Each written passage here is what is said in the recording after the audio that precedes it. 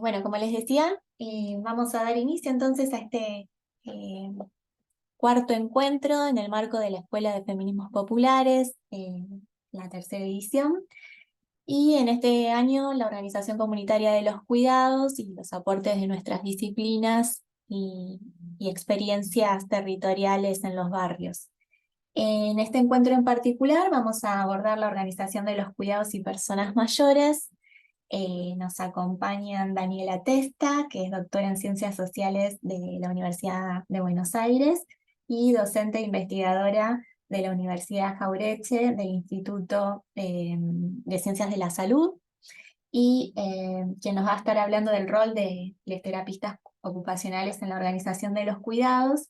Y también nos acompaña Elizabeth Calderón, quien va a abordar políticas públicas hacia un sistema integral de los cuidados para personas mayores, que es licenciada en terapia ocupacional de la Universidad Nacional de Quilmes y docente de la Universidad Católica de Córdoba, que nos va a contar una experiencia eh, de uno de los municipios de Córdoba.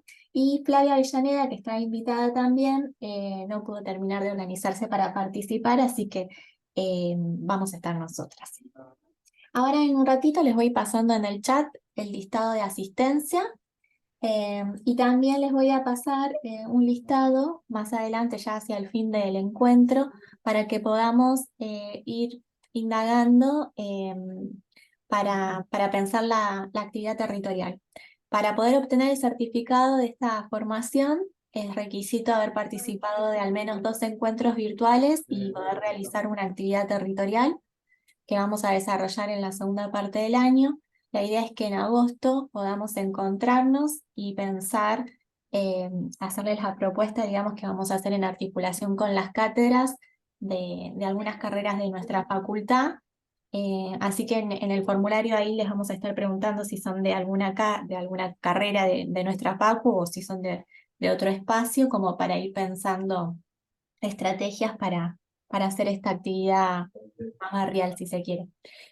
Para quienes no son de Mar del Plata, vamos también a generar un espacio el 14 de agosto, en este horario, a las 18 horas, para poder pensar las estrategias de intervención comunitaria en cada localidad.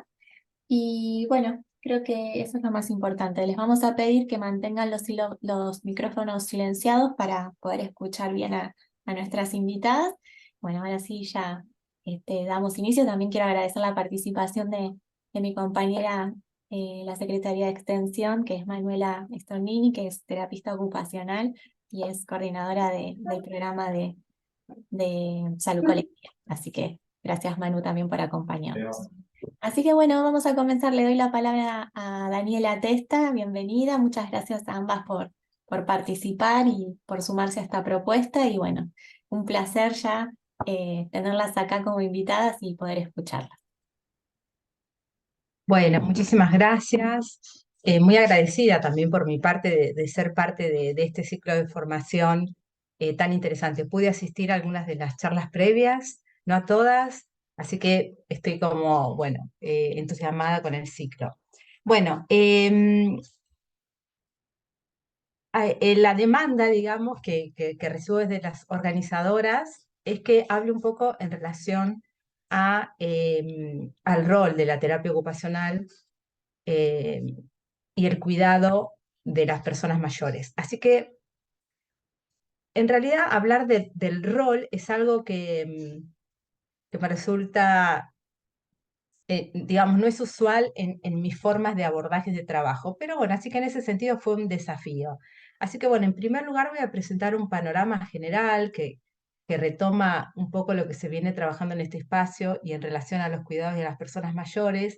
Luego voy a intentar hacer una articulación de terapia ocupacional en este campo y finalmente voy a terminar con una propuesta, una posible mirada como propuesta para pensar algo justamente sobre este rol o esta función de la terapia ocupacional en el campo, que yo prefiero pensarlo más como preguntas que nos podemos hacer que orienten nuestras prácticas y nuestras intervenciones. Entonces, bueno, como para ubicarnos más o menos en el problema, podemos decir que Argentina, junto con Cuba, Chile y Uruguay es uno de los 4 países más envejecidos de América Latina. Los demógrafos definen el envejecimiento cuando el porcentaje de personas de 65 años o más alcanza o supera el 7% de la población total. Algunos organismos internacionales adoptan el umbral de los 60 para definir esa categoría de adultos mayores, ¿no? Como por ejemplo el Plan de Acción Internacional de Viena o la Asamblea Mundial del Envejecimiento.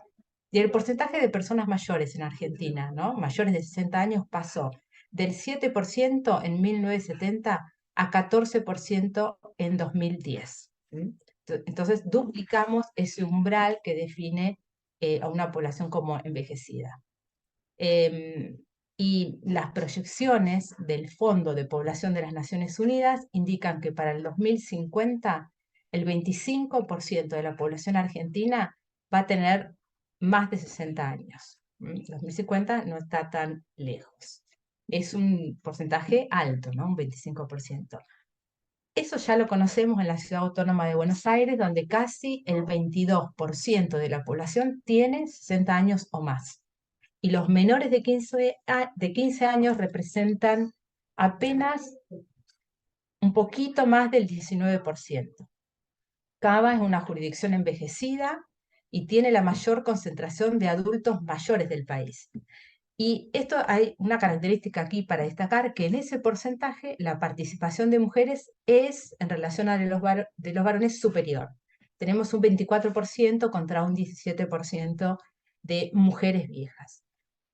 Además, están distribuidas de una manera peculiar en la ciudad, ya que se concentran en la zona norte de la ciudad, que es una zona más acomodada, de mejor situación, indicadores sociales y económicos, que son barrios que se denominan Recoleta, Palermo y Belgrano, y mientras que los distritos sur y centro de la ciudad de Buenos Aires albergan una población mucho más joven, de 0 a 14 años. Entonces está como la ciudad dividida en el norte los más viejos y de mejor situación económica, la zona del sur de la ciudad más jóvenes y más empobrecidos. Además, una característica distintiva del envejecimiento de la población es que las personas de 80 años o más tienen un mayor peso relativo expresado en este indicador de envejecimiento, dentro del envejecimiento general. Y en todas las provincias del país, y especialmente en Cava, este grupo poblacional, o sea, de más de 80, se ha incrementado de manera sostenida en los últimos 40 años, con una mayor proporción en el sexo femenino. Y entiendo que Mar del Plata es la segunda ciudad con el índice más alto de población envejecida. Entonces acá tenemos una característica del envejecimiento, que es su especificidad de género. A medida que aumenta la edad, aumenta la proporción de mujeres. Esto refleja una mortalidad de sexo diferencial y, por ende, una mayor esperanza de vida para las mujeres. Esta superioridad de mortalidad masculina, ¿en qué se traduce? En que nos encontramos con un mayor número de mujeres viviendo en hogares solas, que pasan muchos años en soledad porque son edades muy avanzadas y con menos recursos económicos, lo que conduce a una calidad de vida y a una supervivencia con limitaciones y con discapacidades. Que esto, digamos, es algo que resulta de gran interés para las profesiones de salud, ¿no? Las limitaciones, la calidad de vida, el acceso a la salud. Por ende, de este panorama que les estoy contando, se desprende que el cuidado de los adultos mayores es un problema social que se da en un contexto de reducción del tamaño del hogar y de aumento de la participación femenina en el trabajo no doméstico. Y dado que el sistema de protección social es insuficiente para mantener una calidad de vida acorde con las exigencias de edades avanzadas, una parte importante de la población adulta mayor necesita apoyarse en diversas redes sociales. ¿Y cuáles son estas redes sociales? Principalmente en su familia, para obtener esos recursos y llevar adelante la sobrevivencia. La evidencia argentina muestra que el involucramiento de la familia, como pasa también con otras esferas del cuidado, digamos, la que tiene mayor compromiso, particularmente de las mujeres, ¿no? Entonces, que el rol de la familia en los cuidados es un vértice fundamental en el diamante del cuidado, que ustedes ya lo vienen esto trabajando, lo que propone Sara Razavi, y vemos que es ese vértice el que tiene mayor peso de responsabilidad, mientras que los otros vértices, Estado, mercado y organizaciones no gubernamentales, son complementarios. Y esto crea también una estratificación en el acceso a los servicios de cuidados y de beneficios, que se convierte nuevamente en un vector de desigualdad. Todos estos aspectos en conjunto indican que el cuidado de los adultos mayores es uno de los desafíos que enfrentarán las políticas públicas en las próximas décadas y que ya estamos enfrentando en la actualidad. Entonces, vamos a partir de una premisa, ¿no? Que el sistema económico capitalista heteropatriarcal sostiene un sistema de cuidados injusto, que se basa en un modelo económico insostenible, donde el cuidado como solución privada a problemas colectivos es lo que predomina, basado en una idea o en una concepción de que los cuidados no son responsabilidad social, sino que por el contrario, el sistema de cuidados que nosotros conocemos está más cerca de entenderse como una precondición para el funcionamiento del mercado.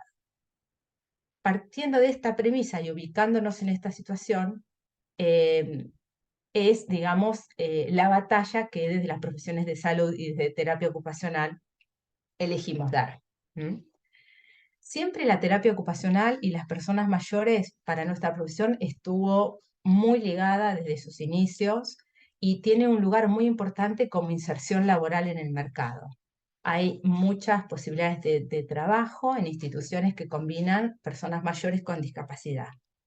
Sin embargo, no está como materia específica en todas las currículas de grado. Es un tema que, si bien está implícito en distintas materias, por ahí después Eli, eh, que está siendo profesora en carreras de grado de TO, por ahí esto me lo puede ratificar si es así, si todas las carreras tienen una materia específica o si está como de contenidos transversales. Yo tengo esa idea que no todas las carreras tienen una materia específica. Sin embargo, absorbe gran cantidad de trabajo, de fuerza de trabajo, o sea, de cuidadoras eh, profesionalizadas, ¿no? Si uno podemos pensar nuestras profesiones de salud como profesiones de cuidado profesional, especializadas, digamos.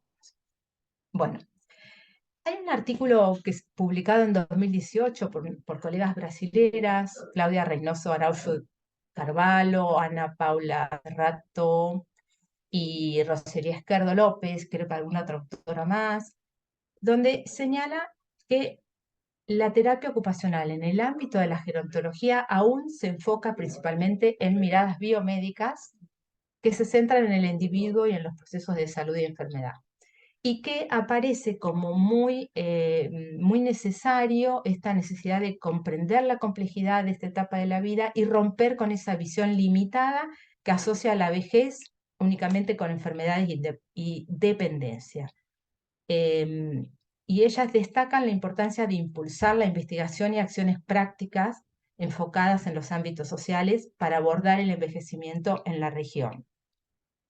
Este estudio de las colegas brasileras es una revisión no sistemática de literatura. Entonces, si bien señala, da un panorama general, y yo coincido, así como coinciden también aportes de colegas justamente de la Universidad de Mar del Plata, que hace un año y medio que publicaron el libro de Terapia Ocupacional y Antropología, que también señalan esta característica de que aún quedan resabios biomédicos. Sin embargo, hay antecedentes muy relevantes en este campo que se han transmitido por tradición oral fundamentalmente, y también con publicaciones, ¿no? Tenemos como antecedentes así clásicos de nuestra profesión Magalí Riciga, que ha trabajado con estimulación de reminiscencias y de memoria. Actualmente tiene un capítulo muy hermoso en un libro que editamos el año pasado que se llama Te amuletos y artificios, reflexiones situadas eh, en clave feminista desde terapia ocupacional, donde trabaja con las narrativas, que es un aspecto que me interesa mucho destacar. Y tenemos un clásico libro de una colega de Mar del Plata, Claudia Miranda, La ocupación en la vejez, que fue editado en 1996 por primera vez. Y tenemos también una súper referente en Mar del Plata, que es María Julia Cifra, que tiene unos trabajos muy hermosos, muy interesantes. Justamente leí hace poquito un trabajo de ella donde hace un estudio sobre el rol de las mujeres viejas en los centros de jubilados de PAMI y donde ella releva que hay un cambio en los lugares que ocupan las mujeres, los lugares de liderazgos, y que esto también está como cambiando esa matriz patriarcal que en general se jugaba en estos lugares, que es, bueno, muy interesante. Y también la Universidad de Mar del Plata, estuve mirando estos días las tesinas, tiene un montón de producción de trabajo sobre gerontología, sobre vejez, desde perspectivas complejas, perspectivas críticas, desde perspectiva de género. Se nota también muy fuerte el trabajo del equipo de antropología de la universidad, porque también hay trabajos que han realizado etnografías y han indagado sobre sexualidad. Así que les invito, si hay interés en este tema, ir al repositorio de la universidad, porque hay unas tesis muy, muy interesantes. También un trabajo que a mí me gustaba mencionar hoy es uno que publicó en 2016 Andrea Portela, que habla sobre los estereotipos negativos sobre la vejez en los estudiantes de terapia ocupacional. Y ella lo que releva en este estudio en una universidad de la ciudad de Buenos Aires es que existen estereotipos sobre la vejez cuando los estudiantes ingresan a las carreras, pero persisten cuando egresan. Así que esto es bien interesante para tener en cuenta, porque nos lleva a qué tipo de representaciones disponibles sobre la vejez nosotros tenemos, y sabemos que no existe ni una intervención aséptica ni una ciencia aséptica, sino que estas representaciones modelan nuestras maneras de entender el problema y nuestras maneras de intervenir. Entonces acá es donde es necesario el aporte de los feminismos, porque los feminismos los que nos vienen a traer es herramientas de transformación. ¿Por qué digo esto? Porque las representaciones disponibles sobre la vejez entran en contradicción con la revolución feminista. Acá nosotros podemos encontrar un diálogo entre la gerontología crítica y la gerontología feminista, ¿no? Porque ambas interpelan las construcciones sociales, las construcciones de género que construyen, que hacen a las personas mayores. Em, También les quiero recomendar un libro muy hermoso que se llama La gerontología será feminista, compilado por Paula Danel, y hay un capítulo muy hermoso de Canela Gabrila, que creo que se llama Salud, Dinero y Amor. Y bueno, y ella dice, hace este señalamiento que desde la experiencia concreta y específica en relación a los lugares de representación sobre las personas mayores, que esto resulta una carencia inmóvil de incertidumbres, o también del mismo modo representa un desafío para la acción. Y señala que la vejez se encuentra muy cercana a otras subalternidades, como podemos pensarla junto con el lesbianismo u otras diversidades sexuales. Y por tanto, del mismo modo, se hace necesario establecer dispositivos que den voz, que visibilicen, que den carnadura a estas experiencias que pretenden ser vedadas. Ella ahí señala como silencios en relación a la vejez, como una primacía de determinados estereotipos que lo asocian al deterioro, que lo asocian a la enfermedad, a la falta de deseo, y que dejan totalmente invisibilizado otras cuestiones. Por eso, cuando hablamos desde los feminismos, interrumpimos, ¿no? Esta, este instituido, digamos, y hablamos de una vejez vivible y con dignidad, lo cual implica condiciones básicas materiales para sostener la vida, ¿no? O sea, la pensión, una jubilación, un ingreso, el acceso a la salud, y también el acceso al amor. No lo digo en términos ñoños, sino en términos de redes afectivas que garanticen esos vínculos de cuidado, esos afectos y escuchas, y que combatan la soledad, que es uno de los problemas graves de esta etapa de la vida, que afecta, como dijimos antes, en mayor medida nos afecta a las mujeres, en mucho mayor medida a las diversidades, y que también nosotros pensemos que no hace tanto tiempo que tenemos la ley de matrimonio igualitario, y por tanto hay muchas personas grandes que no han podido acceder a las pensiones, por ejemplo. Entonces están en una situación de desventaja y de mayor desigualdad. Por otro lado, la gerontología crítica entiende también al envejecimiento como un fenómeno psicosocial influenciado por las creencias y los valores de cada época. Y la gerontología crítica ya va a sostener que los significados contextualizados, la cosmovisión de la sociedad, en un momento dado, van a influir en esas construcciones conceptuales de los científicos sociales y que los profesionales también adoptamos al momento de intervenir. Y se niega, por supuesto, ese carácter ascético, el carácter neutro de supuesta objetividad de las intervenciones, y anulan totalmente la posibilidad de considerar a la vejez de una manera universal y total, sin reparar en los contextos. Entonces, la gerontología crítica nos viene a reconocer y nos viene a poner como frente a una carga ética, una carga moral y valorativa que nos lleva a nuestra responsabilidad, tanto al momento de producir conocimiento como siempre de intervenir. En línea con la gerontología feminista y crítica, tenemos un abordaje crítico de la terapia ocupacional. Por supuesto, esta que supone en su esencia la intervención sobre sujetos y promueve una mayor participación posible mediante estrategias que no sean meramente adaptativas, paliativas o asistencialistas, sino que apunten a que las personas mayores conquisten lugares concretos de mayor reconocimiento en la estructura social. O sea, el abordaje crítico de la terapia ocupacional va a intentar poner en escena otras necesidades y deseos que van a cuestionar ese orden de lo establecido que hablábamos al principio, de esas representaciones muy acotadas, muy reducidas, biologicistas en relación a cómo pensamos la vejez. Entonces, van a permitir pensar y manifestar los deseos que cuestionen ese orden patriarcal, heterosexual.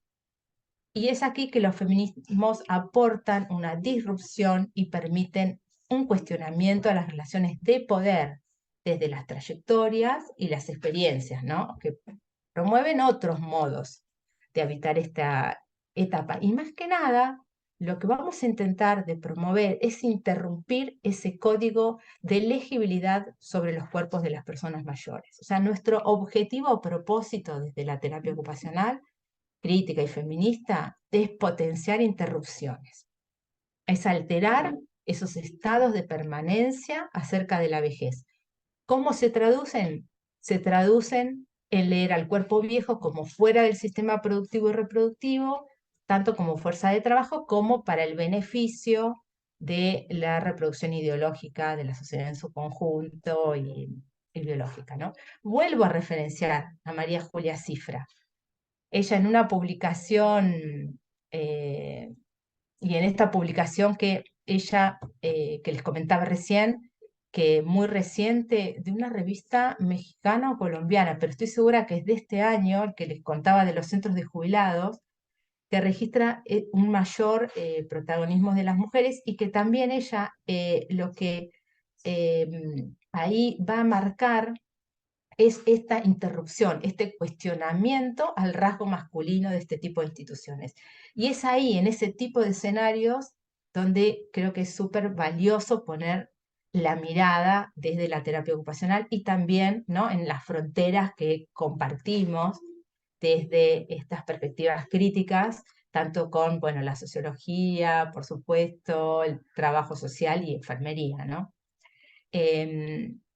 Entonces, la gerontología feminista se inscribe en esta línea y apunta a develar ese carácter socialmente construido de la diferencia entre varones y mujeres, a fines de entender esas consecuencias del envejecimiento en cada uno de ellos y a fines de siempre complejizar y negar una experiencia única, una experiencia negativa ligada a la dependencia del deterioro.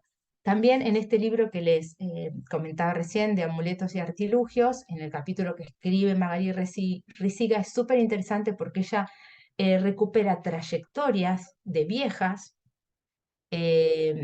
y bueno, lo hace desde una perspectiva feminista, entonces se ven en esas trayectorias puntos de resistencia,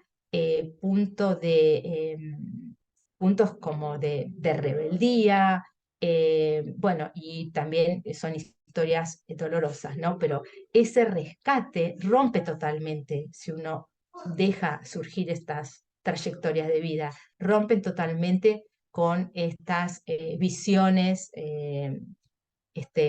estáticas de lo que es la vejez.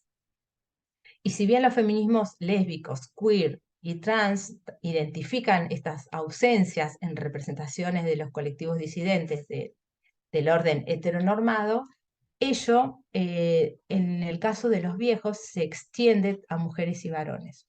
Hay como una ausencia de representaciones y predomina, podemos decir, una infalible, que es la del abuelazgo, ¿no?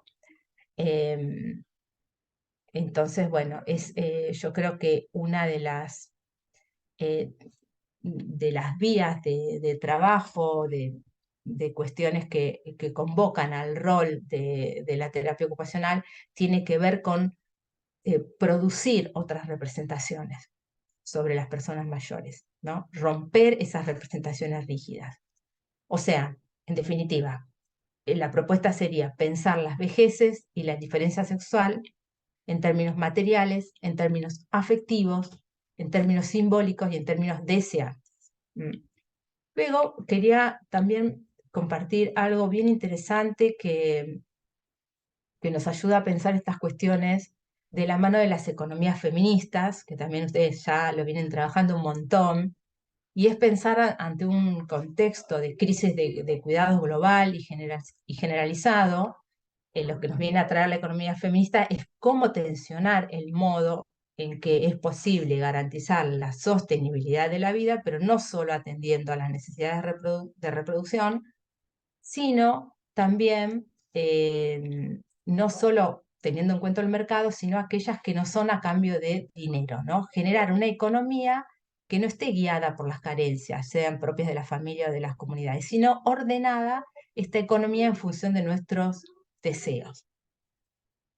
Y en ese punto me gusta muchísimo el concepto que trae Pérez Orozco sobre la economía de las necesidades, que ella construyó a partir de trabajar con mujeres centroamericanas, donde las mujeres querían reconocerse, no solo en función de satisfacer las necesidades de los demás, sino también las propias, y reconocerse desde un lugar de mayor poder. O sea, reconocer el orden material e inmaterial de las necesidades al dimensionar el orden relacional y afectivo que hacen al bienestar de las personas.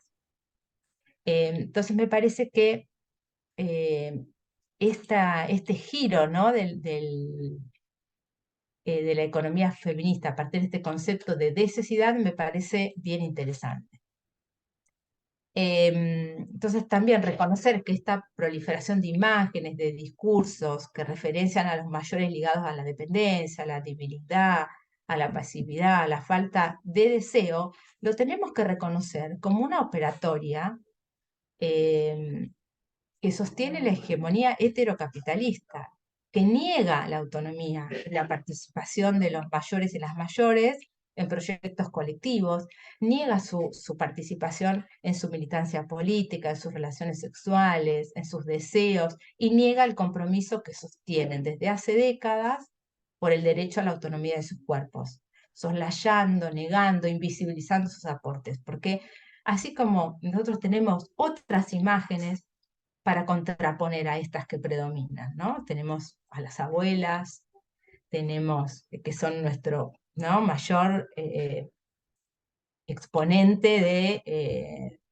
de viejas, ¿no? Que uno sería de nosotros sin ellas.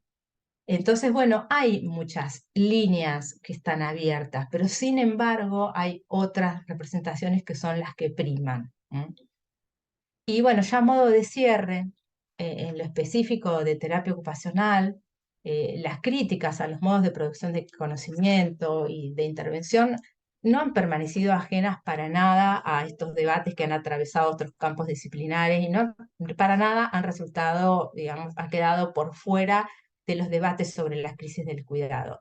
Y han retomado estos aportes y bueno, y en las últimas décadas eh, se han nutrido mucho también con los aportes feministas. Y si bien estas vertientes teóricas tienen matices entre sí, todas representan una afinidad en tanto se oponen a la razón cientificista de producción de conocimiento y en sostener un fuerte rechazo a la reproducción acrítica del mismo y a las tradicionales miradas biologicistas o reduccionistas en todos los campos, y más aún en relación a la vejez como un hecho biológico individual.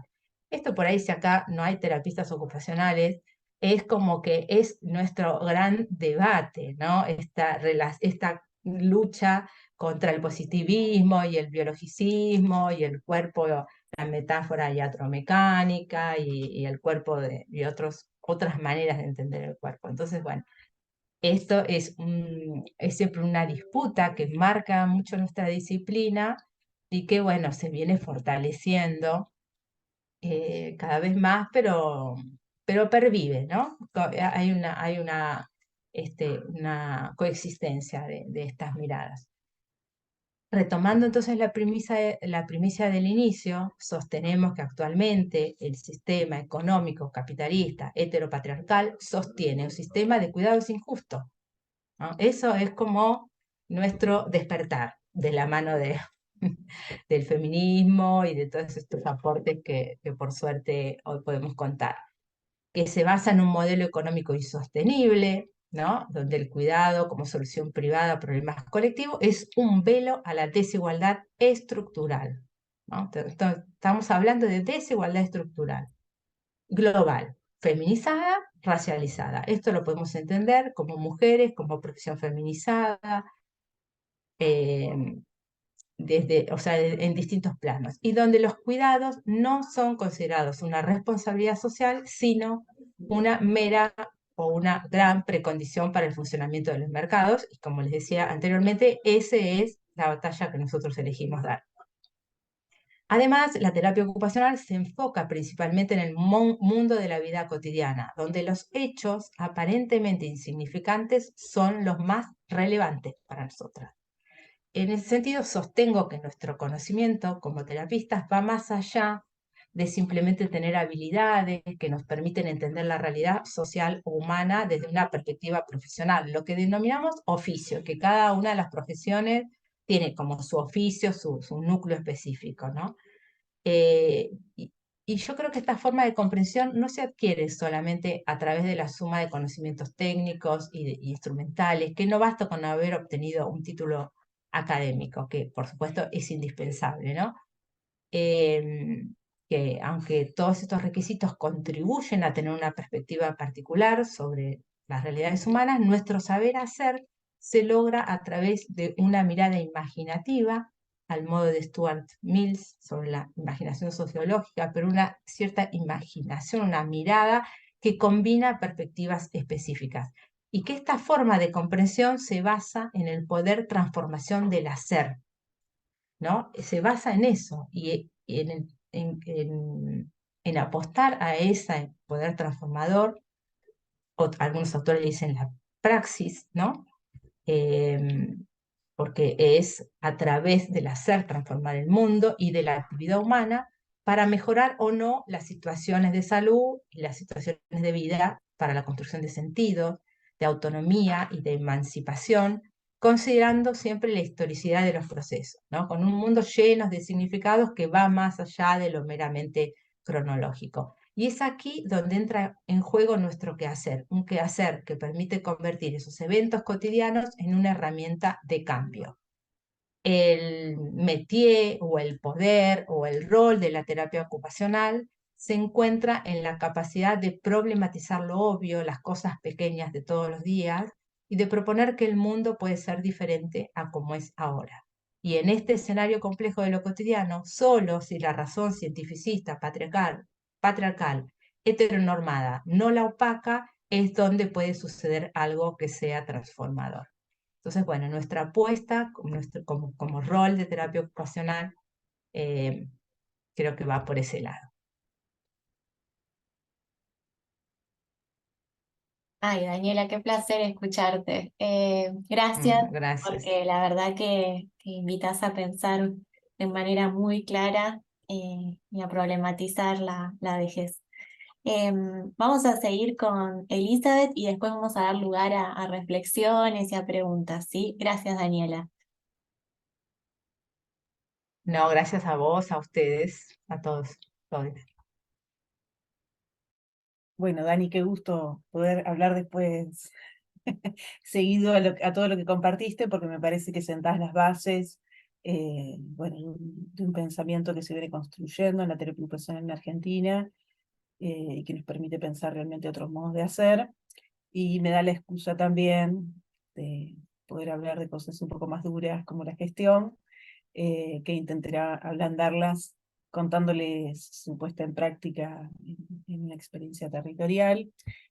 Así que voy a intentar irme más a las experiencias que a las cuestiones más de gestión, pero bueno, algunas nos van a ser necesarias. Bueno, voy a contar un poquito acerca de la experiencia del municipio de Villa General Belgrano, en Córdoba. Villa General Belgrano es un pueblo, algunos lo conocerán, pero he ido a pasear, es un pueblo muy lindo, de alrededor de 14.000 habitantes, en el cual tengo el gusto de haber coordinado todo el área de adultos mayores eh, de hace alrededor de 7 años. Eh, ya no estoy más en esas funciones, y les voy a contar un poco cómo fue el proceso de transformación. Hoy contamos con lo que es un área de cuidados, que bueno, es producto de alguna manera de todo este trabajo. Así que bueno, mi intención es contarles un poquito en relación a los sistemas integrales de cuidados, sobre todo pensando que a veces, eh, bueno, son estas cosas que parecen tan grandes que son imposibles, o que parecen como que hay tantas cuestiones que transformar, como bien decías, Dani, recién, ¿no? O sea, hay tantas cosas, o sea, tenemos un sistema realmente con tantos niveles de desigualdad y de injusticia estructurales, que uno no sabe por dónde empezar, que si, bueno, esto, no sé, bajamos los brazos antes de empezar, pareciera. Eh, bueno, les puedo contar muchos errores, pero también les puedo contar eh, bueno, un paso a la vez, se puede avanzar hacia sistemas integrales, se puede avanzar hacia otros modos de cuidado, se puede avanzar hacia construir nuevas representaciones posibles en relación a las personas mayores, y que bueno, ese es un ejercicio de toda la sociedad en su conjunto, no solo de quienes tenemos alguna disciplina, quienes trabajamos de esto, sino que bueno, es parte del compromiso social. Me gustaría arrancar recuperando un poquito algunas ideas de los encuentros anteriores, brevemente. Me parece que se han venido trabajando algunas bases para poder avanzar hoy a este último encuentro, eh, bien de cierre, retomando todo el proceso que se viene haciendo. Contarles también brevemente algunas generalidades en relación a las políticas de cuidado.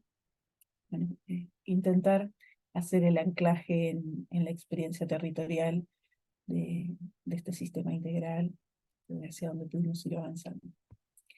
Así que por ahí, para recuperar dos ideas que me parecen importantes, hay tres, pero estas dos sobre los encuentros anteriores. Una que me gustó mucho de una de las compañeras trabajadoras sociales, si no me equivoco, que habló sobre las nociones, la noción ampliada de cuidados. Me parece que es interesante poder pensar en los cuidados de una manera abarcativa, que no tenga que ver solo con la dependencia, como decíamos recién, o eh, con con una situación en particular del adulto mayor, sino encontrarnos todos como parte del sistema de cuidados. Y bueno, me gustó esta idea de el cuidado como red necesaria para el sostenimiento de la vida.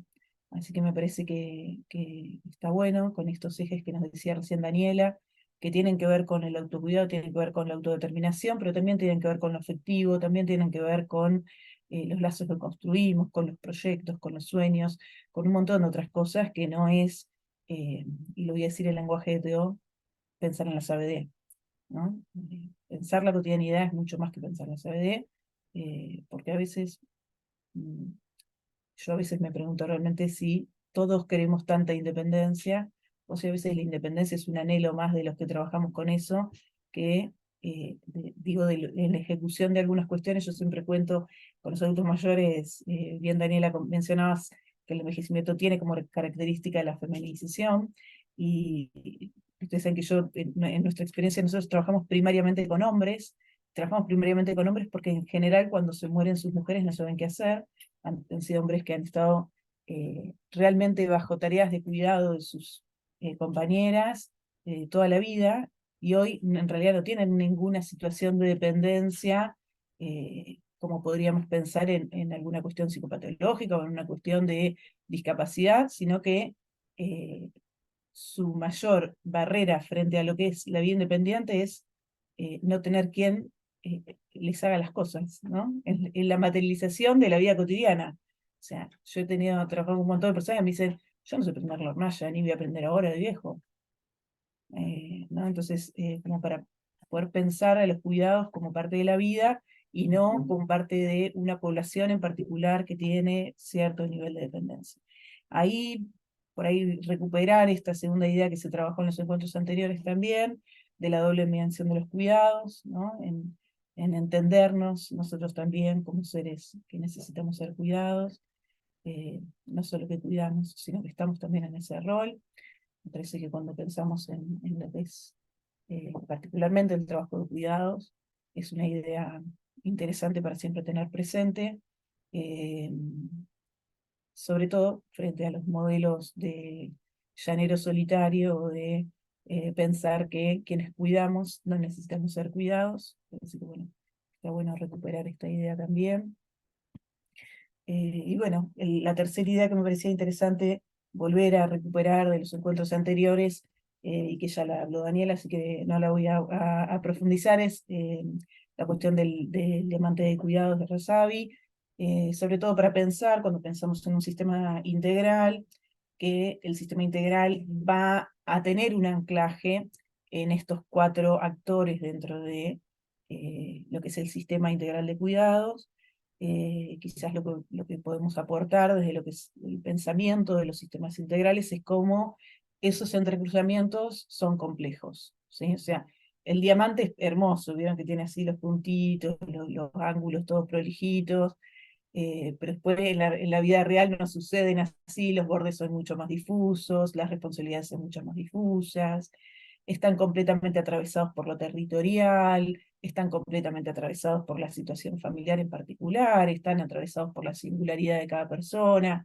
Entonces, por ahí lo que espero poder compartir con ustedes tiene que ver con ir viendo estos entrecruzamientos entre la teoría, la academia, las experiencias que hemos tenido en el ámbito de la gerontología, en el ámbito del desarrollo, en el ámbito de los cuidados, de la llamada crisis del cuidado, pero también pensar cómo esto después en la puesta en práctica siempre tiene sus propias características, que no hay manera de pensarlo de una manera tan homogénea y tan prolijita. Así que, bueno, me parece interesante recuperar la idea del diamante de los cuidados para reconocer estos actores que se ponen en juego, siempre teniendo como premisa que, bueno, que la mirada está centrada en la complejidad y no en reducir como para pensar que, bueno, escuchen esta charla y después vengan y apliquen en sus municipios el modelo de sistemas integrales de cuidado y les va a funcionar. No, no es esa la idea, sino que bueno, a partir de esta experiencia, así como nosotros aprendimos en nuestro pueblo de un montón de otras experiencias, esperamos que algo de esta experiencia les pueda servir a ustedes para los propios espacios en los que estén, teniendo en cuenta las particularidades de aquellos espacios en los que están. Bueno, algunas bases en relación a los sistemas integrales de cuidado, voy a intentar pasar rápido porque los organizadores cometieron el error de decirme que tenía un poquito más de tiempo, así que voy a intentar no abusarme de esa situación y extenderme mucho. Bueno, pensar primero que los sistemas integrales de cuidado son considerados el pilar de la protección social. De hecho, por algo se ponen tan en tensión los sistemas de protección social ante esta crisis del cuidado, ¿no? Porque tenemos, y esto pasa en Argentina y pasa en todo el mundo, todos nuestros sistemas sociales están un poco colapsados por la situación de que, como bien decía, por eso digo, qué bueno Daniela que hablaste antes que yo, porque me evitaste decir muchas cosas, el crecimiento poblacional y la proyección que hay a nivel de envejecimiento poblacional dentro de los países hace que todos los sistemas de protección social se pongan en tensión, porque tenemos sistemas pensados para una proyección que hoy es completamente distinta a la proyección con la cual se formaron nuestros sistemas de protección social. Otra cuestión, obviamente, tiene que ver con la perspectiva de derechos humanos dentro de lo que son los sistemas de protección, pensando cómo esta práctica de familiarización, bueno, de los cuidados, todo lo que tiene que ver con las líneas liberales en relación a y pensar la salud desde una perspectiva individual, que nos ha puesto como responsabilidad familiar, la situación de los cuidados y la salud. Hoy el enfoque de derechos nos permite poder pensar el cuidado como derecho, entonces realmente nos da una base para poder pensar el hacer desde ahí. Obviamente la transversalización de la perspectiva de género, que tampoco la voy a profundizar, porque Dani me parece que hiciste un hermoso desarrollo en relación a la cuestión de la feminización de los cuidados y cómo el impacto de los feminismos realmente también han hecho un aporte que nos permitió la apertura en este campo. Y bueno, la cuestión de la corresponsabilidad como parte del modelo de cuidados también, tanto en relación a la interacción de estos sectores sociales, como el pensar cómo los cuidados sacar a los cuidados del entorno familiar y poder pensarlos como una corresponsabilidad entre todos los actores participantes bueno, tanto en los procesos de envejecimiento como en los procesos de sostenimiento de la vida, como decíamos antes, para pensar a los cuidados en el marco de la vida y no en el marco eso siempre digo, ¿no? El prepararse para morir, que pareciera que ha sido la representación, también le sumo a las representaciones que dijiste, Daniel. El trabajar con viejos muchas veces es como, ¿no? Yo trabajo con viejos desde que, siempre trabajé con viejos desde que salí de facultad, y como que muchas personas es como que te dan el pésame, ¿no? Por trabajar con los viejos, porque es como que trabajás como preparando a la gente para que se muera. Yo siempre digo, no hay nada más divertido trabajar con viejos, o sea, es el pensamiento de los que no trabajan con viejos, porque trabajar con viejos te puedo asegurar que te activa, que al contrario, es una experiencia realmente súper activa si podés tener una representación desde ahí. Si vos crees que se van a morir y probablemente sea así como realmente el pésame. Entonces me parece que ahí obviamente hay un desafío previo en qué representaciones tenemos primero nosotros para poder trabajar hacia representaciones más abarcativas en relación a las vejeces. Y quizás por último, me parece interesante y sobre todo, bueno, para pensar, hoy le preguntaba a las compañeras organizadoras qué carreras estaban representadas dentro del Mar del Plata. Me decían, bueno, trabajo social, enfermería, y bueno, cómo el campo de los cuidados nos ofrece un escenario para pensar desde la complejidad estas situaciones que son imposibles pensar desde la disciplina. O sea, no hay disciplina que pueda darle respuesta a la situación de los cuidados, y me parece que el campo de los cuidados nos ha abierto también un nuevo escenario para pensar juntos cómo acompañar estos procesos y cómo pensar nuevos modos de producción de cuidados posibles. No me voy a detener en la definición de los sistemas de cuidados, porque no me quiero detener mucho en el tiempo. Me gustaría pasar directamente a 5 componentes básicos que se proponen en relación a los sistemas de cuidados.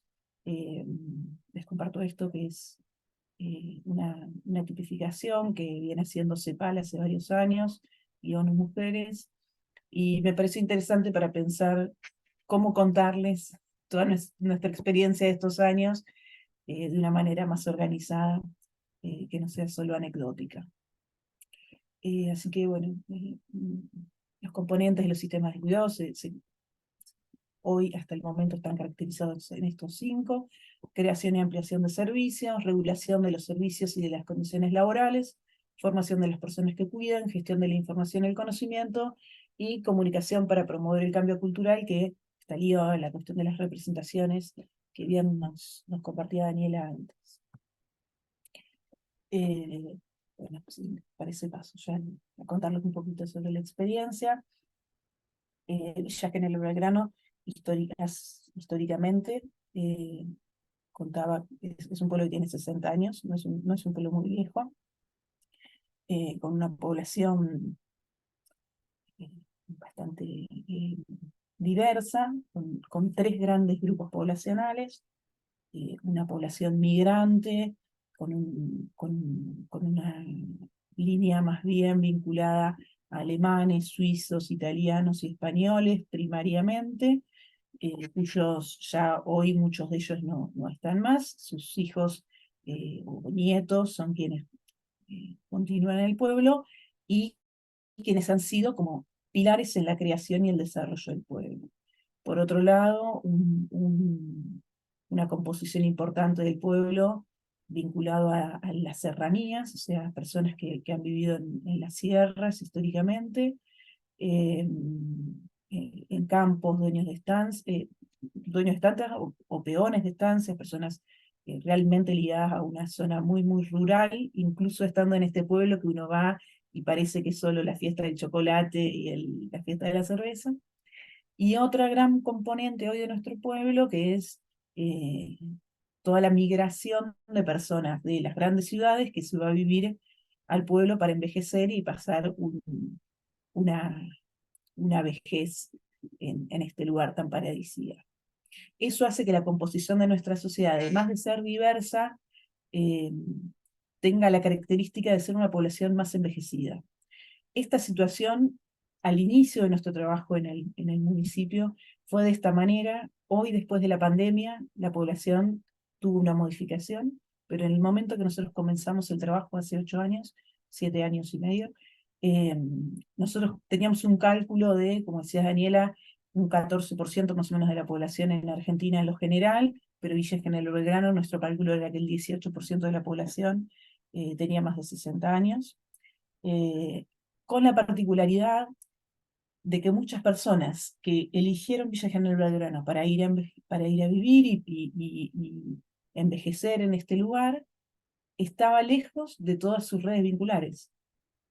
O sea que teníamos muchas personas mayores envejeciendo en este lugar,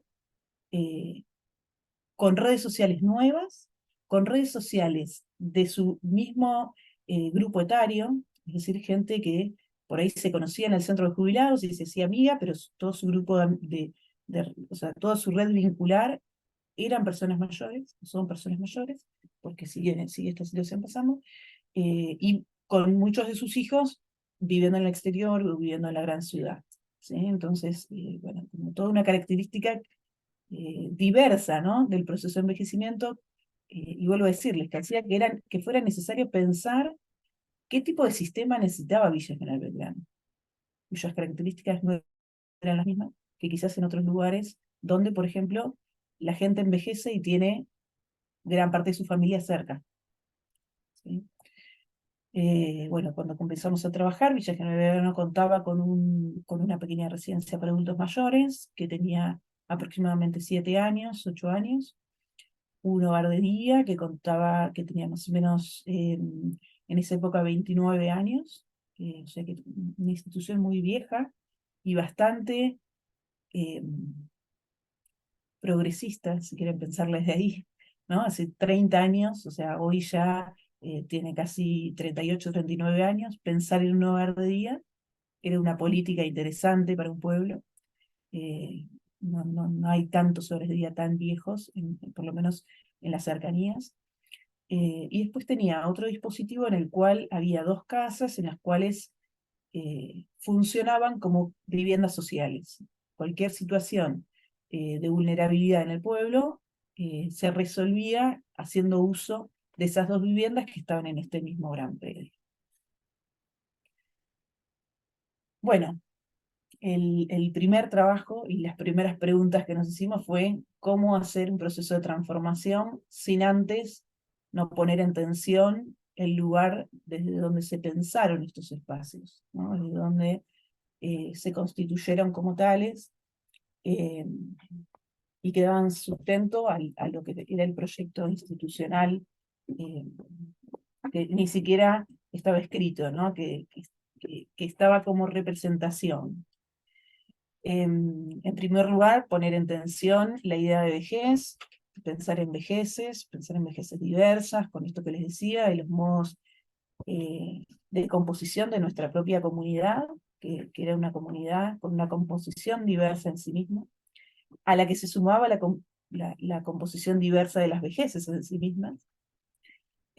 Por otro lado, pensar qué tipo de modelo institucional necesitábamos, que pueda dar respuestas a las necesidades puntuales de las características de esta población, y bueno, obviamente de los servicios que pudieran dar respuestas sostenibles en el tiempo.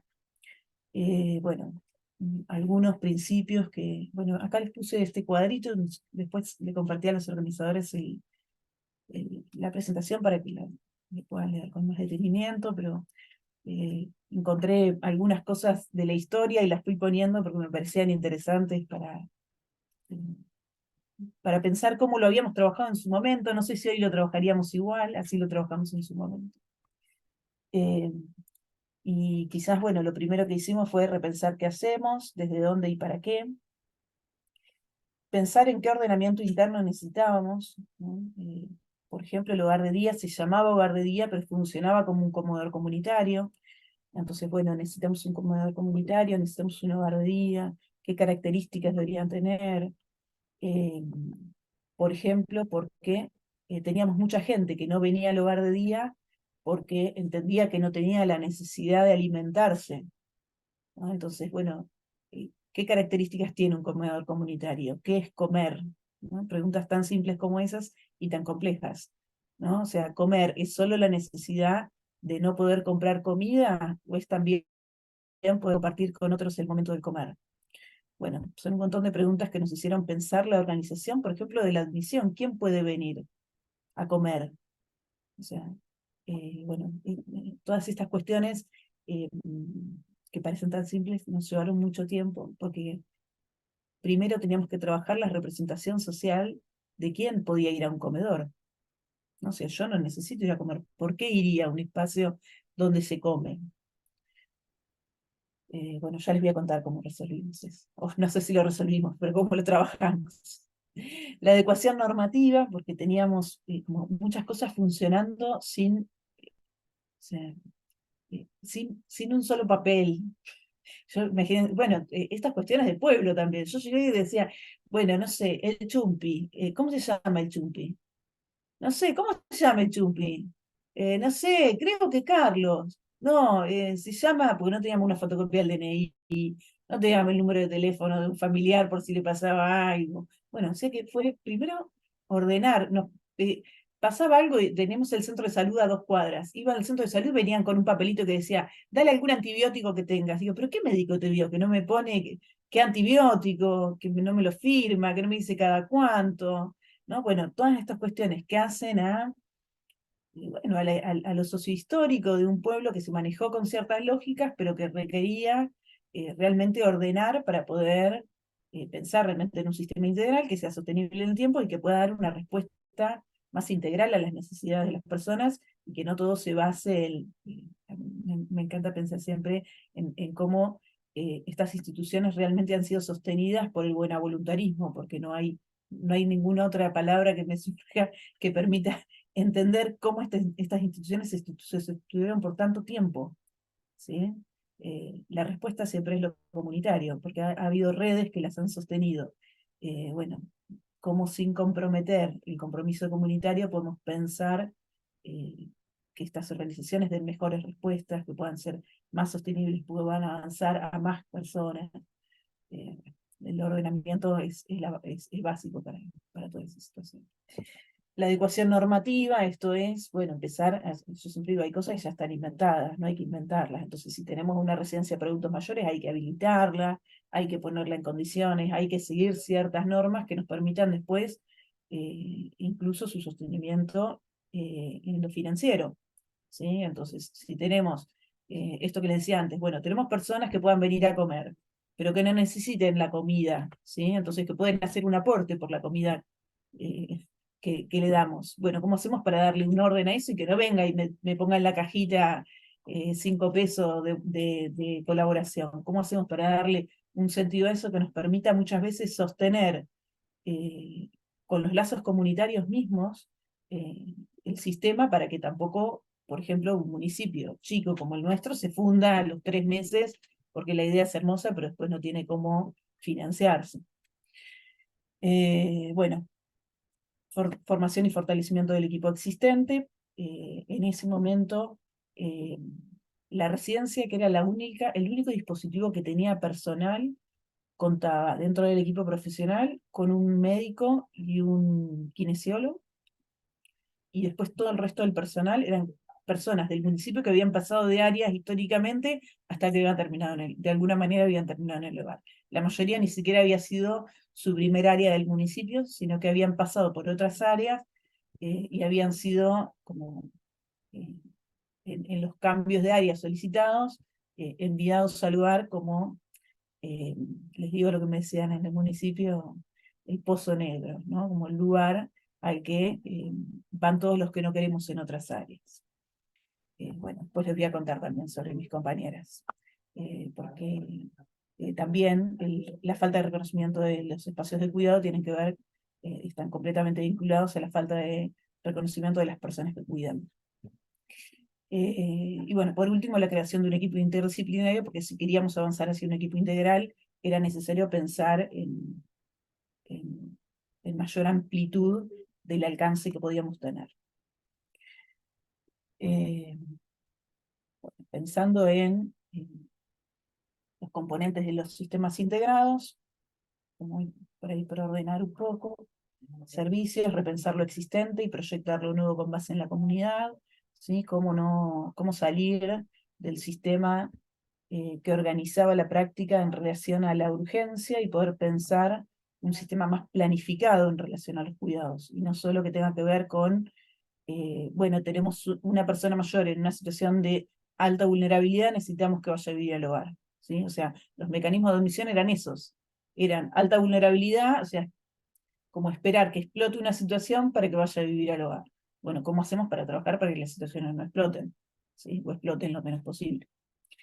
La regulación que les decía antes, bueno, ustedes saben que la legislación de Córdoba de geriatría es una legislación de 1981, no les voy a decir que es vieja porque yo nací en 1981, así que no les voy a decir que es vieja, pero bueno, es una legislación que tiene muchos años, y obviamente ustedes piensen que ni siquiera las proyecciones de envejecimiento de 1981 eran las que tenemos hoy, ¿sí? Entonces están completamente anacrónicas, en las cuales, por ejemplo, los hogares municipales se habilitan a sí mismos, o sea, no requieren la habilitación de otro organismo que no sea los propios municipios. O sea, que imagínense que yo armé mi propia habilitación, lo cual hice muy a conciencia, pero bueno, es una cuestión completamente absurda porque no tenés un organismo que regule el qué hacer.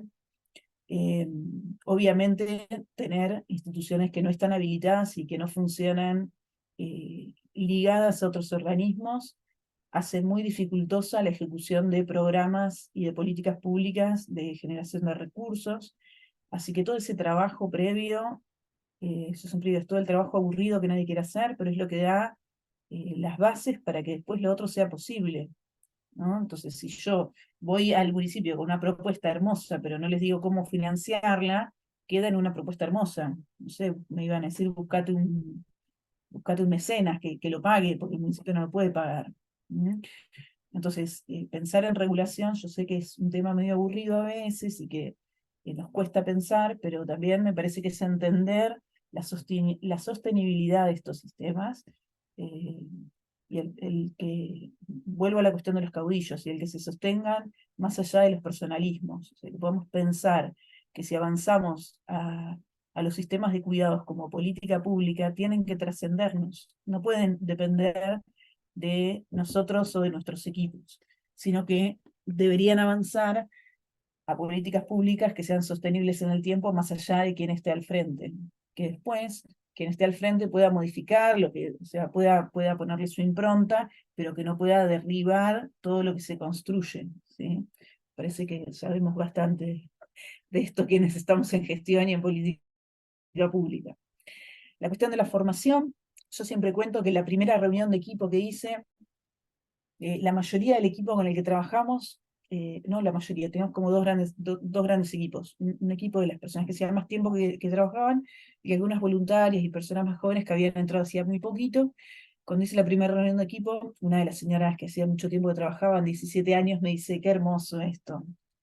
Digo, qué hermoso esto de reunirnos. Digo, ¿pero qué, nunca hicieron una reunión de equipo? No, es la primera vez. Yo dije, bueno, en 17 años a nadie se le ocurrió hacer una reunión de equipo.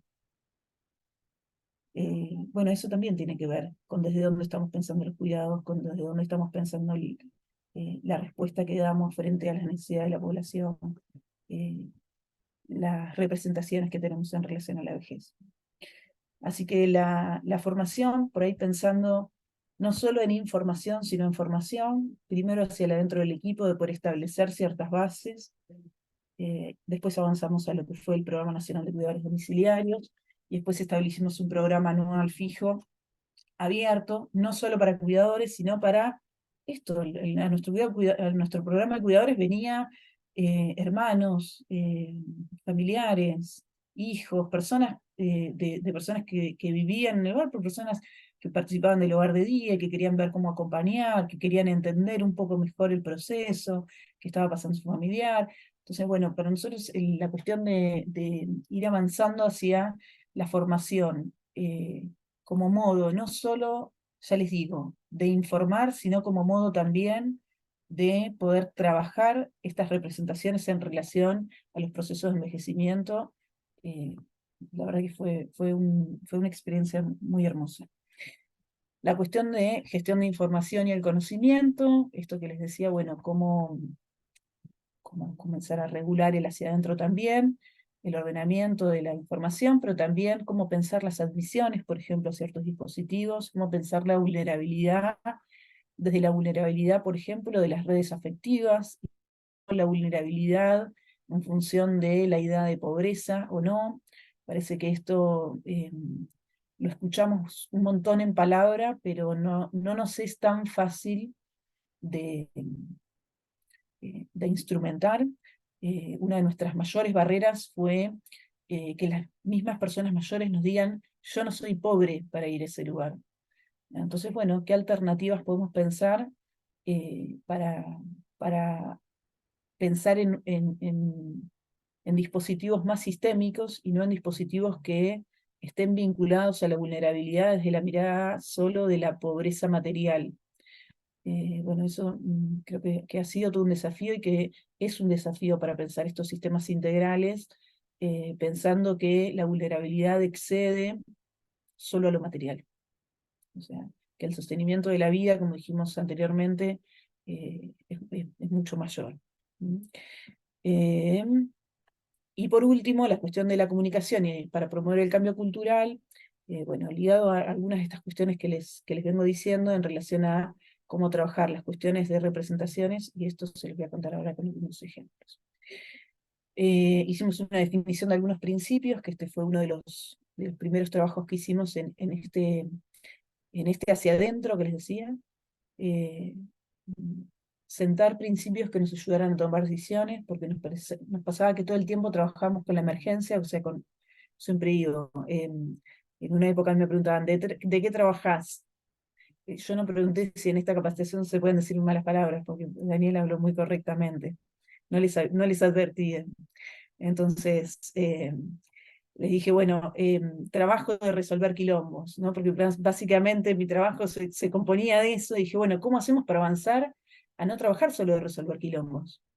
O sea, menos quilombos vamos a tener que resolver mientras más trabajemos lo preventivo, mientras más trabajemos todo lo sistémico de este sistema, que incluso cuando lleguen los quilombos nos encuentren organizados, ¿no? Sepan que más o menos estamos preparados para saber qué hacer y que no tenemos que estar siempre pensando lo mismo. En este sentido, bueno, el enfoque basado en derechos humanos, la progresividad de los cuidados para pensar todo el sistema. ¿Qué nos pasaba al principio?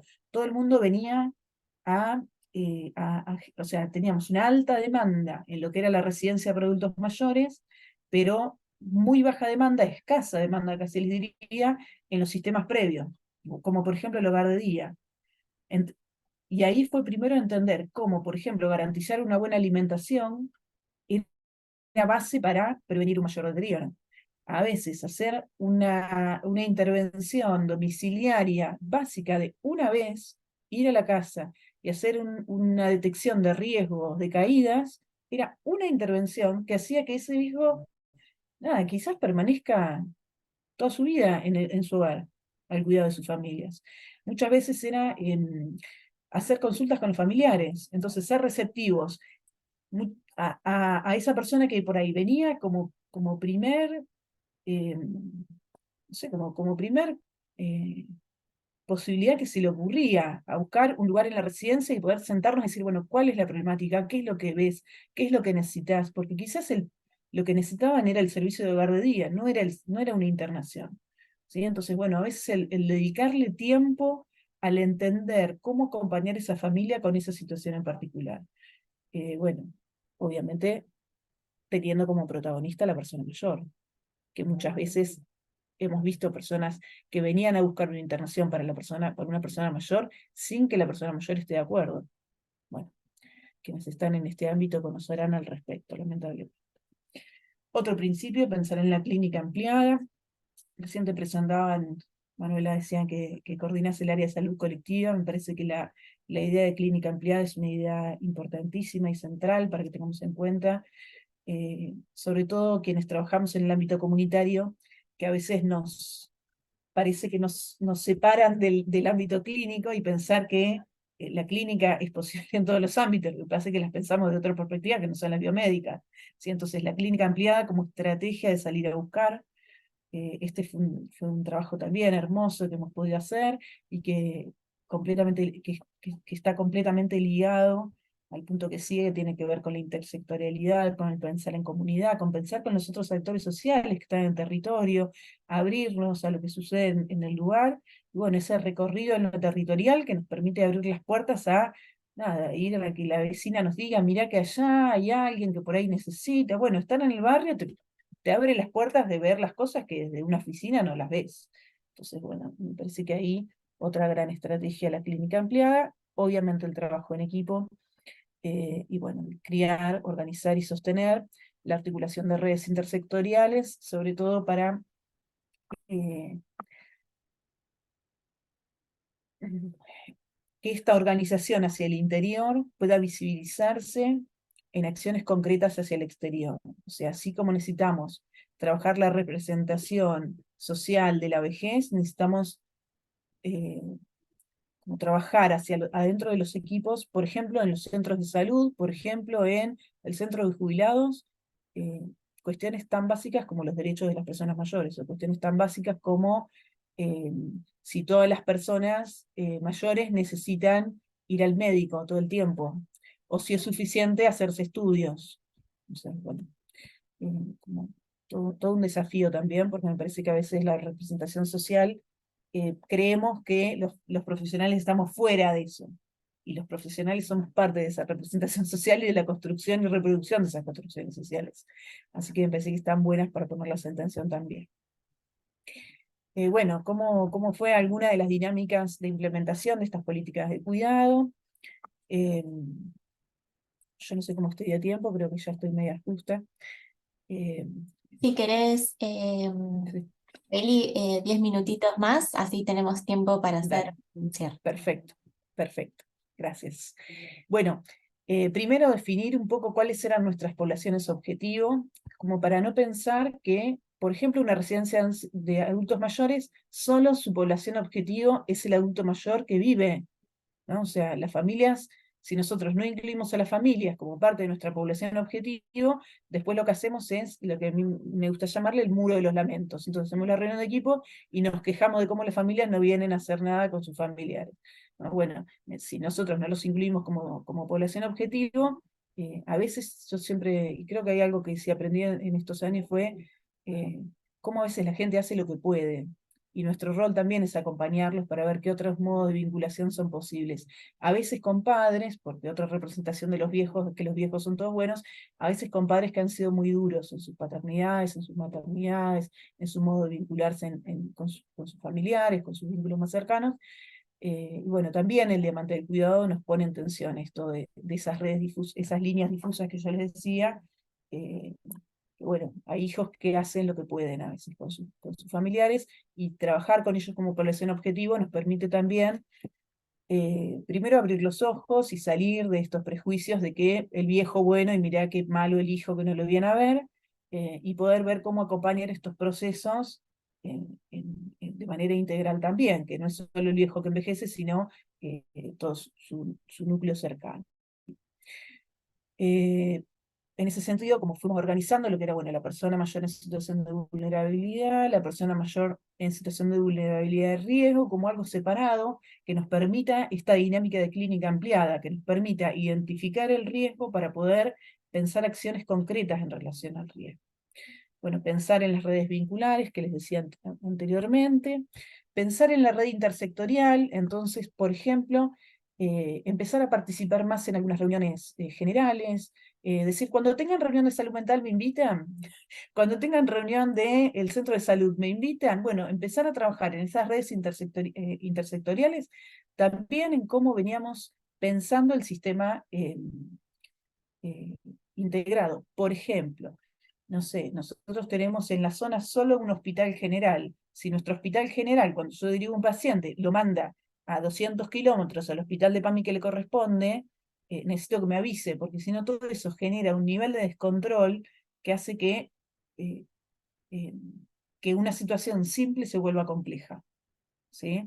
Entonces, para eso era necesario trabajar realmente con el sistema integral, decirles, bueno, cuando tengan una situación, cuando reciben un paciente nuestro, no sé, desde armar un formulario de referencia y contrarreferencia y estar 2 años intentando que lo pongan en uso, a poder avanzar a cómo priorizar los usos de las ambulancias, cómo priorizar un tiempo determinado que, aunque el hospital general no tiene la responsabilidad de tener a un adulto mayor, pueda considerar que este adulto mayor, por ejemplo, para pasar un suero por una hidratación, lo manden a 200 kilómetros, prefiero que no le pasen el suero.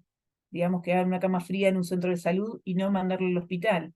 ¿Se entiende? Entonces, esto que parece una pavada, una simplicidad, termina siendo realmente una complejidad para un adulto mayor. Pero para eso es necesario ver que, además de un paciente, es una persona con ciertas características, ¿sí? Entonces, bueno, fue todo un trabajo de armar, por ejemplo, con todos esos que nos excedían, que eran, por ejemplo, el hospital regional o los médicos del hospital regional.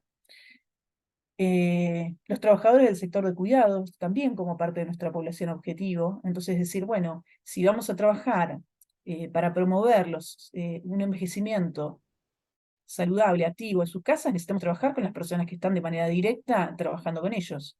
Porque si siguen con representaciones viejas, o no sé, este viejo termina siendo dependiente por el cuidador y no por sí mismo, no por una característica personal, sino porque el cuidador lo hace dependiente, esto que parece una ayuda termina siendo un obstáculo. Bueno, realmente esto fue bastante clave, la cuestión de definir a los cuidadores que nos rodeaban como parte de la población objetivo y obviamente a la comunidad en general. Y ahí lo que hicimos fue reorganizar todos los dispositivos que tenía el municipio, intentando darle cierta respuesta a estas poblaciones objetivos. Bueno, obviamente la residencia que les mencioné anteriormente, el hogar de día, que vuelva a convertirse en hogar de día, con dinámicas más amplias que solo el sistema de comedor. Ponerle nombre a la atención a la demanda y que no sea el pasillo, o sea, empezar a pensar que la atención a la demanda debía ser una función del espacio como política pública. Ahí trabajamos todo lo que tiene que ver con un protocolo de acción ante situaciones de vulnerabilidad de derechos de las personas mayores. Eso estuvo bueno para empezar a ponerle nombre a qué es vulnerabilidad. Como les decía antes, vulnerabilidad es solo pasar hambre. Vulnerabilidad es que te usen la jubilación. Vulnerabilidad es que tomes medicación y no sepas cuál es. Vulnerabilidad es que vayas a la farmacia y te hagan esperar una semana más porque tenés receta de PAMI, pero en realidad el medicamento lo tienen ahí. Vulnerabilidad es que vayas al banco y no te dejen entrar al baño porque la normativa del banco no es como todo el resto de los negocios, entonces como es un banco no puedes ir al baño. Bueno, toda esta situación la trabajamos en 15 encuentros con adultos mayores. Hicimos todo el protocolo definiendo con los propios adultos mayores qué para ellos era vulnerabilidad. Y bueno, esto fue un trabajo realmente muy interesante. Y bueno, tiene que ver también con que si decimos que pensamos en una representación abarcativa de lo que es el adulto mayor, necesitamos después que nuestras políticas los incluyan en el armado de esas políticas. Si no, seguimos vendiendo uno. Bueno, después, el hogar de día lo desdoblamos en una pata territorial, en la cual, con esta situación que les decía, que había gente que les generaba realmente una proyección a que el hogar de día era el lugar de los viejos, y no se identificaban como viejos, y nos parecía que estaba bueno generar otras instancias sociopreventivas que no tengan que ver con el espacio físico y lo que representaba para nuestro pueblo eso. Esto fue como toda una decisión que nos llevó mucho tiempo pensar, porque nos encontramos con algunas contradicciones, y armamos una pata territorial en los barrios, en los que funciona una dinámica de hogar de día, más bien vinculada a lo que era el establecimiento de redes vinculares. Bueno, el programa de formación anual, y después todo lo que tiene que ver con un programa de sensibilización comunitaria repetida anualmente, con base en lo que es el Día de Prevención del Abuso y Maltrato contra la vejez, que nosotros lo llamamos el programa de Buen Trato, que es un programa que se hace anualmente en el pueblo, programas intergeneracionales de trabajo con las escuelas, y bueno, programas de articulación interinstitucional, que bueno, se fortaleció muchísimo todo lo que es el trabajo con el Centro de Jubilados, con PAMI, con todos los organismos que trabajan con personas mayores, para pensar acciones concretas para el hacer con personas mayores. Bueno, solo les muestro algunas fotos de cómo se enmarcó eso. Por ejemplo, yo acá les puse ser en comunidad. Una cosa que nos preguntábamos era por qué siempre invitábamos, esto es algo que se les ocurrió a ellos, que fue armar el pesebre viviente. Dijimos, ¿por qué si armamos el pesebre viviente tiene que venir otra persona al ser el pesebre viviente y que ustedes se sienten a mirar? Entonces armaron un pesebre viviente, armaron todo nada, ¿cuántas navidades han tenido? Armaron todo un relato porque no se animaban a actuarlo, entonces escribieron con mucho tiempo todo un relato sobre la historia de la Navidad y lo que ellos querían contar. Bueno, era algo como medio histórico y que tenía algunas anécdotas, y armaron el pesebre viviente. Bueno, cómo pensar cuestiones de actividades y de hacer en comunidad, por ejemplo, personas que no salían nunca. Bueno, que salgan a caminar hasta la esquina y vuelvan. Bueno, empezar a habitar estos espacios comunitarios que muchas veces, por más loco que parezca, dejaban de ser parte de sus lugares en lo cotidiano. Esto que les muestro acá es la firma del protocolo, donde decimos que firmen desde la policía, el intendente. Bueno, realmente ese es un protocolo que tuviera la inclusión de todos los actores sociales, ¿sí? Esto de bajar el diamante y pensar cómo hacerlo concreto para que cuando haya una situación de vulnerabilidad de un adulto mayor, el policía sepa que nos tiene que llamar a nosotros.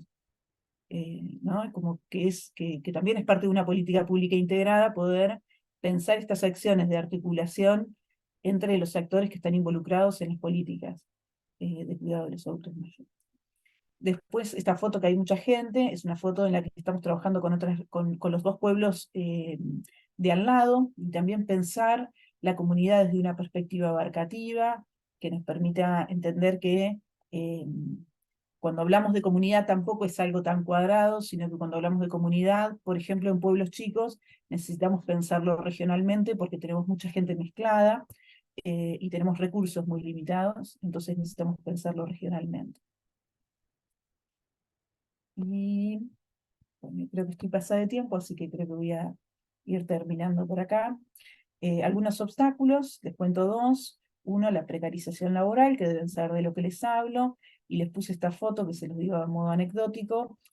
Nada, estas personas que les contaba que hacía 17 años que trabajaba en el municipio, aún trabajaban con contratos. O sea, con contratos yo firmaba contratos cada 3 meses para renovarle el contrato a personas que hacía 17 años que trabajaban.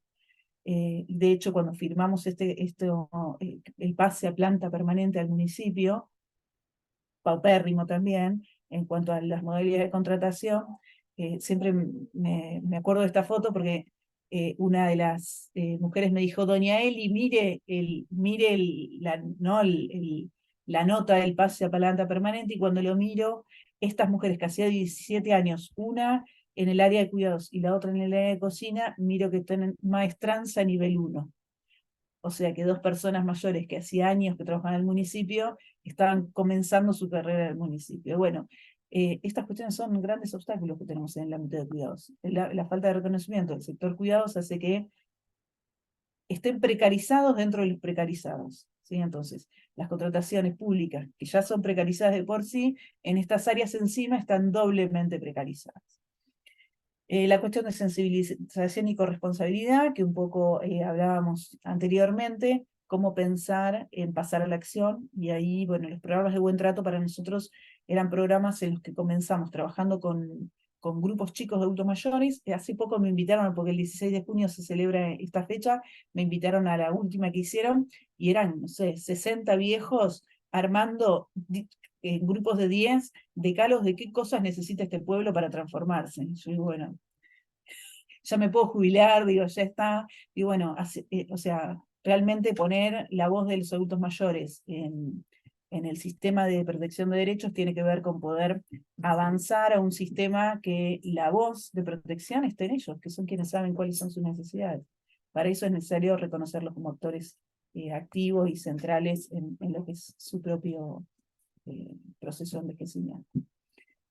Posibilidades de un sistema integrado, estas se las dejo para que lo miren, porque quiero pasar a esta última, que es posibilitantes, porque me parece que las posibilidades son un montón, creo que quedaron implícitas acá, pero sí hay algunos posibilitantes que tienen que ver con: es imposible un sistema de cuidados que no integre a todos los actores sociales, que no integre a un equipo ampliado de profesionales, de cuidadores, de cocineras, de personas que hacen una tarea de limpieza también desde lo amoroso y desde el cuidado respetuoso del adulto mayor. La concepción de comunidad abarcativa, como les decía antes, ¿no? Pensar que las comunidades son más que lo chiquito que vemos. Y la cuestión de la micropolítica y la macropolítica, que me parece importante traer como para pensar cómo toda decisión institucional es una decisión política hacia el adentro y hacia el afuera. A veces, nuestros vicios profesionales es ser un poco inocentes con esto, quizás esta haya sido una de mis barreras, o de mis obstáculos también, ¿no? Bueno, entender que es necesario el apoyo político para estos sistemas porque son los que le dan la sostenibilidad, así que también el reconocimiento de lo macropolítico y lo micropolítico que se pone en juego. Y bueno, no les hablo más. Sé cómo estamos de tiempo, así que si les parece, podemos dejarlo acá y ustedes lo miran, si no, avanzo aún más a los aportes de Teo. Dale, cerra si querés, Eli. Bueno, 3 aportes de Teo, así rápidamente. Uno es la perspectiva compleja, poder pensar realmente que la terapia ocupacional poniéndola en las palabras de Sandra Gallego, tiene el desafío de convertirse en un articulador social y no en un adaptador social, y me parece que realmente tenemos un desafío en el ámbito de la gerontología. Creo que Daniela trajiste un montón de esto en relación a poder pensar el acompañamiento de los procesos de envejecimiento más allá de la adaptación de cómo hacer para morir mejor, se lo digo así en crudo. Realmente creo que ahí hay un aporte de Bourdieu en relación a la lectura del ocupacional como modo de reproducción social. Creo que tenemos un desafío como terapistas ocupacionales para volver a pensar en la ocupación y volver a desafiarnos como disciplina si vamos a seguir reproduciendo estos modos de cuidados o vamos a animarnos a producir modos de cuidado nuevos. El principio de interdependencia también frente a este ideal liberal de la autonomía y la independencia. Me parece que pensarnos en interdependencia también nos permite, es un paso necesario para la construcción de sistemas integrales. Y la ternura como dispositivo de resistencia, también pensando a todos los modos de crueldad a los que estamos realmente tan acostumbrados, poder pensar cómo podemos proponer modos más tiernos en el hacer. Me gusta la idea de Ulloa en relación a la ternura. Él dice, la ternura significa brevemente 3 cosas: el abrigo frente a los rigores de la intemperie, el alimento frente a los rigores del hambre y el trato justo. Dejo luego la presentación, abrimos a preguntas, perdón la extensión, fueron muchos años para compilar. Ay, muchas gracias, Eli. La verdad que es súper interesante todo el recorrido. eh, y, y la verdad que genial cerrar con toda esta experiencia y con vos y con Daniela que nos trajeron muchas reflexiones y en especial, bueno, ahí Manu podrá decir mejor desde lo disciplinar, pero eh, nada, me parece que para cerrar la tercera edición de la escuelita, es maravilloso poder tener este diálogo de saberes disciplinares, pero también de experiencias territoriales con miradas críticas, feministas, eh, y, y bueno, dando cuenta de este enfoque de derechos para para reconocer justamente este rol protagónico que vos traías en la experiencia que tuvieron les viejes, y que puedan ser oídas sus voces y que puedan pensarse eh, otros dispositivos u otras eh, miradas o experiencias alternativas frente a, a lo normativo, a lo heteronormado que mencionaba Daniela, a lo patriarcal, a lo capitalista, individualista, a lo que este, no queda por fuera, digamos, del sistema cuando alcanza determinada edad. Así que súper hermoso las dos presentaciones. Muchas gracias por haber aceptado la invitación. Bueno, abrimos el debate, tenemos un ratito chiquitito, pero bueno, abrimos ahí para quien quiera comentar algo. Este, no sé si alguien quiere hacer alguna reflexión, o un comentario, una pregunta. Como decía Eli, después les voy a pasar por mail el link con el PowerPoint. Em, Así que bueno, invitadas a abrir el micrófono y compartir reflexiones. Ay, perdón, yo quiero decir algo más porque me salgo de la vaina, pero no quiero capitalizar la palabra, así que voy a hablar súper rápido. No, me resultó fascinante la experiencia que compartió Eli, la verdad, hermosísima. Me gustaría saber, bueno, cuando vos te fuiste, digamos, supongo que esa experiencia continuó.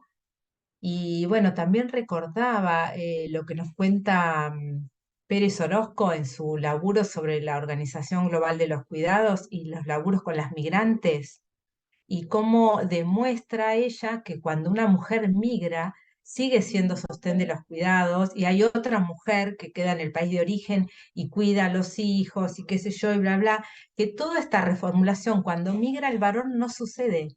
No hay una reorganización del cuidado en las familias porque los varones no se han hecho, digamos, no tienen una participación sustantiva en la organización de los cuidados. Y cómo este sistema capitalista, patriarcal, heteronormado en el que vivimos es tan perverso que las actividades de cuidado, que son las importantes para sostener la vida, son las menos reconocidas socialmente, ¿no? Ahí este ejemplo de la precarización es candente, digamos, lo muestra de una manera descarnada, y los trabajos que más se valoran, se pagan, se respetan, son los que producen valor al sistema capitalista. Entonces, bueno, por esto, como dicen otras colegas terapistas, Inda Sango y Carla Reina, el cuidado es revolucionario para este sistema capitalista. Entonces, bueno, rescatar esos aspectos, y que todo esto también me encantaba, esta cuestión de que contaba Eli de fulanito, pero no sé el nombre y qué sé yo, cómo todo esto, más allá que es necesario organizarlo, pero sin embargo esa desburocratización del cuidado también me parece algo súper valioso. Última cosa, como no les hice nada tan hermoso como Elizabeth de esta presentación, quería mostrarles cómo los textos que yo me basé para presentar, para organizar esta presentación, este es uno, es de cuidados y de cuidadoras de Findling y López. Este es otro de los textos que utilicé, no sé si se ve, es Las fronteras del cuidado, Agenda, Derechos e Infraestructura.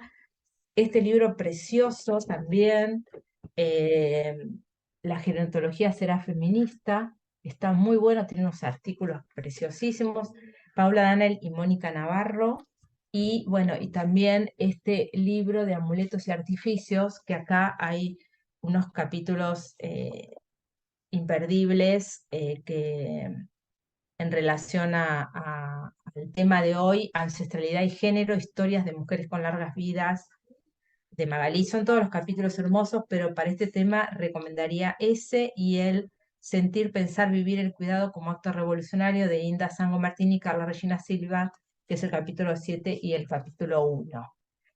Bueno, y además otros textos de Pérez Orozco, más que nada este de que trabaja sobre las migraciones. Bueno, callo, ha sido el lugar a otros. Gracias, Daniela. Bueno, a ver si se animan a preguntar o a dejar algún comentario.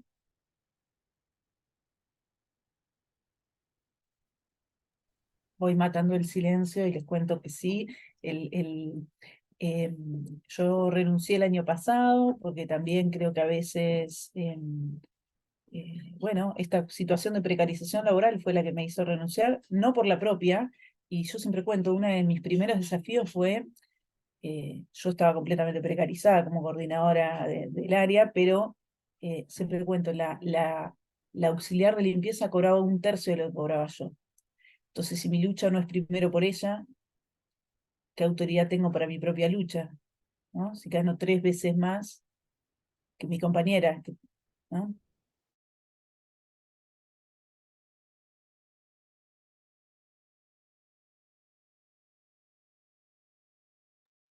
Ay, te congelaste, Eli, no sé si al resto le pasa lo mismo o si es mi compu.